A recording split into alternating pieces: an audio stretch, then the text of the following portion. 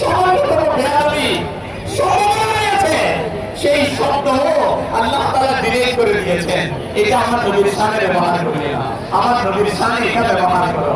আজকে আমার নবীর উম্মত দেখুন ইসলামীরা আজকে এখানে জড়ো হয়েছে, আশিকায়ে রাসূল যারা গোলামে মুস্তাফা, যারা আমার নবীকে ভালোবাসে, যারা প্রকৃত দ্বীন ইসলামের মত ও পথকে বিশ্বাস করে, তারা তো ইমামুল আম্বিয়া, ইমামুল আম্বিয়া তো অনেক উঁচু স্তরে, তারা সাহাবায়ে কেরামকে আদর করে।